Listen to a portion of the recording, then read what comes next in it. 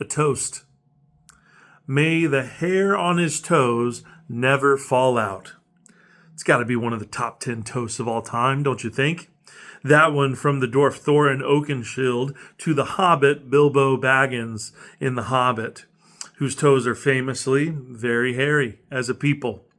I've been thinking about hair this past week because it was Gaudete Sunday, the day in Advent where in church we light the rose-colored candle. And I think about hair because in recent years I had my friend Susan light that candle because Susan's hair tended to be dyed a vibrant pink, vibrantly in defiance of the cancer that would threaten to take her hair from her. Susan was that kind of person, like lived vivaciously. You ever have someone that just seems to have the energy, the go, the drive, and just the joy of life? Well, believe it or not, I think everybody, even people like that, have to listen to their bodies at some point. I mean, I've got a wife homesick today who's doing that. As we journey towards Christmas with the pregnant Mary, we're reminded of life-changing circumstances that require it. But we don't have to be sick or anything out of the ordinary to listen to our bodies. Sometimes that means slowing down, resting, taking care of it. Sometimes it means moving, speeding up, getting up and go. How about you this season? How are you doing listening to your body? After all, our scriptures tell us in Ephesians that nobody hates their body when they care for it and nurture it, just like Christ does the church. Speaking of the church, how are you doing with that body?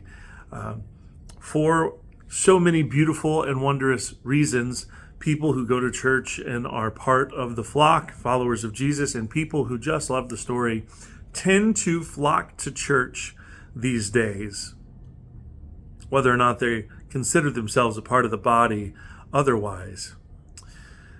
What's great is none of us live alone. The world is not made up of desert islands or just single apartments with locks, but whether or not we're part of a church, I bet that we just have communities of people that in some mystical sense we would consider ourselves a part of, belonging to one another, part of one body. If maybe we struggle a bit in this season, and Lord knows I am. There's a lot of responsibilities and things to check off the list. One of the best things I can do is listen to my body. Not me and my own insights, but the people who just have blanket permission to speak truth to me and to speak it lovingly. Listening to this body, I can often hear things more clearly than if I'd come up with them myself. I can receive love and grace, and usually they're just more correct. So in this season, I pray that your body is well maintained, well taken care of, that you receive the nourishment that you need. And I pray, perhaps utmost, for that mystical body, in my case, the body of the church, of which Christ is the head.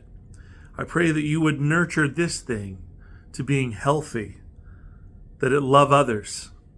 And I pray that you listen to your body and receive the grace and reward of attending to that task, meaning we can live well and better. So for Bilbo and for you, may the hair on your toes never fall out, especially this season. Cheers.